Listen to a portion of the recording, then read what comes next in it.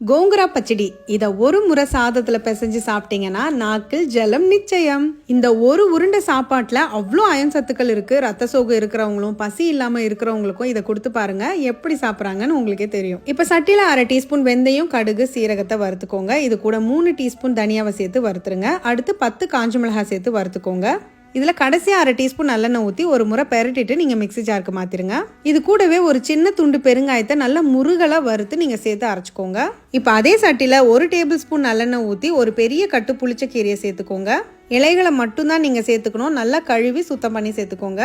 ஒரு 4லேருந்து 5 நிமிஷம் வதக்கும் போதே கலர் இந்த மாதிரி மாறிடும். இப்போ இது கூட ஒரு லெமன் சைஸ் புளியை கரைச்சி சேர்த்துக்கோங்க. நீங்க பயப்படுற அளவுக்கு புளிப்பு இருக்காது. இது கூட 1 டீஸ்பூன் கல் உப்பு, 1 டீஸ்பூன் மஞ்சத்தூள் சேர்த்து நல்லா கரண்டிலேயே கசக்கி விடுங்க. இப்போ நம்ம அரைச்சு வச்ச பவுடரை சேர்த்து நல்லா கலந்து கொடுங்க. சிம்லயே வச்சு கொஞ்சம் பொறுமையா செஞ்சுக்கோங்க. 2 டீஸ்பூன் நல்லெண்ணெய் இந்த நேரத்தில் சேர்த்துருங்க. ஒரு 5 நிமிஷம் சிம்ல வச்சுட்டு ஸ்டவ் ஆஃப் பண்ணிடுங்க. இப்போ தாளிப்புக்கு 2 டேபிள் ஸ்பூன் நல்லெண்ணெய், 1/2 டீஸ்பூன் கடுகு, சீரகம், காஞ்ச மிளகாய், கருவேப்பிலை, 10 பல் பூண்டை வறுத்துட்டு கோங்குரா பச்சடியில சேர்த்துருங்க. அவ்வளவுதான். இதுக்கு ஷெல்ஃப் லைஃப் கிடையாது. நீங்க ரெஃப்ரிஜரேட் பண்ணி 1 வீக் to 10 days தாராளமா யூஸ் பண்ணிக்கலாம். டேஸ்ட் தாறுமாறா இருக்கும். நீங்க ஆந்திரா மெஸ்ல சாப்பிட்ற அதே கோங்குரா பச்சடி டேஸ்ட்ல தான் இருக்கும். கண்டிப்பா ட்ரை பண்ணி பாருங்க. அப்படியே ஸ்டவ்வோட சமைக்கும் போது கொஞ்சம் லவ்வோட சமைச்சிங்கன்னா சுமாரா இருக்கிற சமையல் கூட சூப்பரா இருக்கும்.